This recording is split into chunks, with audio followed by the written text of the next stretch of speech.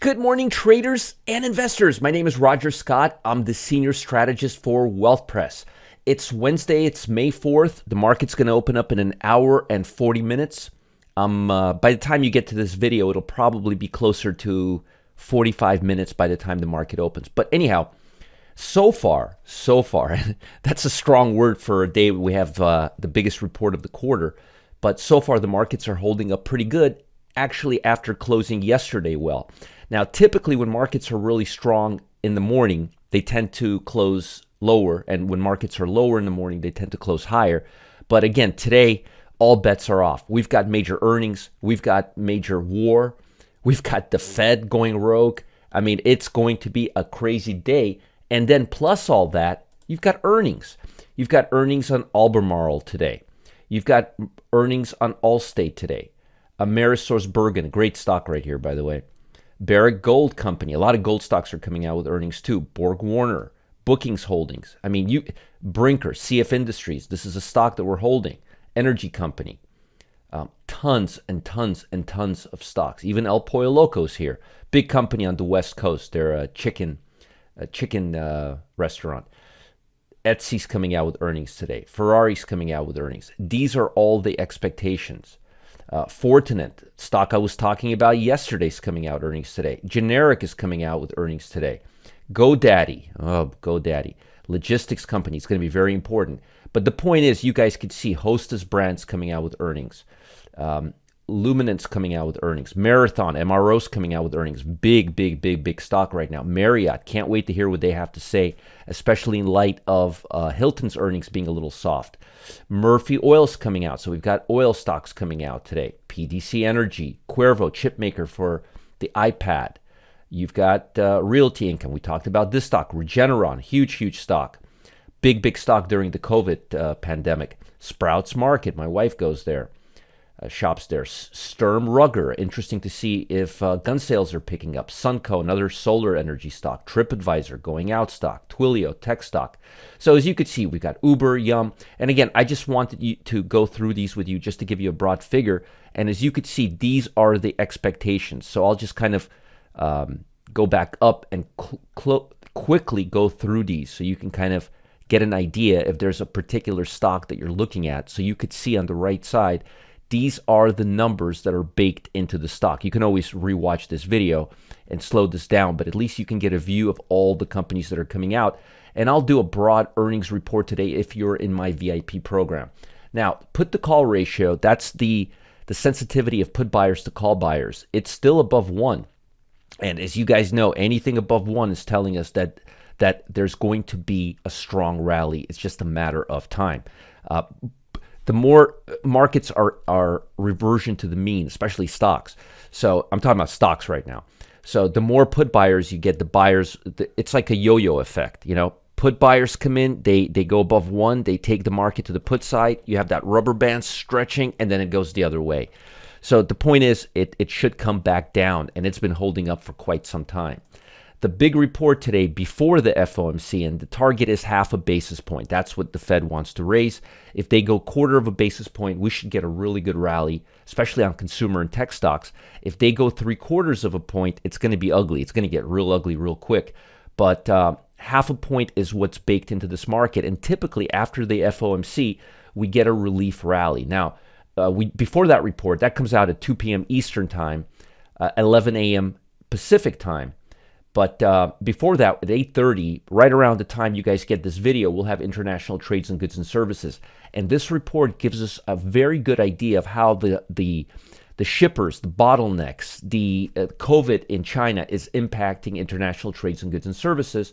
We've been having a big bottleneck lately. The consensus is a deficit of 106 billion. I'm hoping that the deficit will be a little bit on the lower side. I mean, the balance is, look at this, negative 82 billion. That's crazy. So it would be great to see some stability there.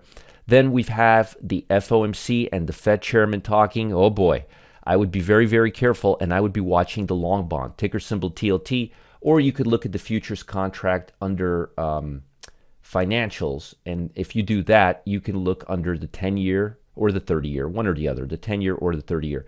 But I'd like to look at the TLT because their correlation is very high, at like 95%. So it's like looking at the same thing. As you can see here, this market, the bond market, has been taking into account that the Fed is going to raise rates. But lately, we've been kind of chopping out. I'm curious if we're going to start going sideways and higher. If that happens, that'll be the first sign that the bond market is telling us enough is enough, and we can't sustain this anymore. But honestly, look at this: from 155 to 116. That's strong long-term trend. So I'm expecting the bond market to start giving us a little bit of relief, hopefully after this report. And we're having some nice divergence here as well with the RSI. Prices here are going lower, RSI is going higher, and that's telling us that we are going to be entering a choppy period, which will be very, very, very, very positive for the equity market. Now, I gave you the put-to-call ratio. The VIX volatility index, which we've been watching the last few days, and we're short the VIX right now. As you can see here, it's been going down. I'm expecting this thing to go down all the way to the base. I don't know if we're going to hold it this long, but we do have a put right now. I think it's a 27.50. Don't quote me, maybe a 30. But we are short via put on the VIX. And if the market rallies today, or if the report is what the Fed expects it to be, I'm expecting this to go down and the market to have a rally. Keep your eye on consumer discretionary and tech stocks today. Now, as far as sector analysis, we still are in the same place. Energy, consumer, utilities, and here we got consumer discretionary utilities. But today being Wednesday, I've got a couple of good stocks for you. For the long side, I like ADM right now. I think these basic material type of fertilizer, consumer staples, fats, oils, agricultural stocks, I think they could lead a while longer. The stock has great PE ratio. It has good earnings.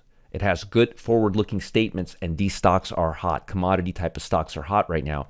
It's already slated to open up $1.23, and I think we're going to rally and take it back up to 100. RSI is not overbought right now. I like this stock. I like it quite a bit, actually, to the long side. And to the short side, if you're going to short a stock, I would suggest you take a look at this stock right here, IPGP. It was up $7 yesterday. It rallied, and now it looks like it's just going to come back down. And if you look at the profile of the stock, it's a information tech stock, semiconductor stock. 1 year return down 43%, 3 year return down 30%, 5 year return down 22%. And earnings per share growth is not looking all that great. So if I was a betting man, I would probably sell this stock. Let's look at options, just out of curiosity. Let's see if there's any open interest. Let's see here. Yeah, there's some. There's some. Yeah, there's some open interest on this stock. So it's workable. It's definitely workable. And I would be looking at the 110, 105 strike price for the put, probably going out about 73 days to about this strike price. And on the ADM, that one is very liquid. It's got great liquidity. I would probably on that one be going all the way to September, and I would be going to the 90, 80, 87.50, 90 strike price right here. And there's plenty of liquidity and open interest there. Both very, very, very, very good trades. Now, one to the long side, one to the short side. Keep your eye on the bond market. If we get a strong rally from the bond market, very, very good for the Fed report. Also, keep your eye on the forward-looking statements.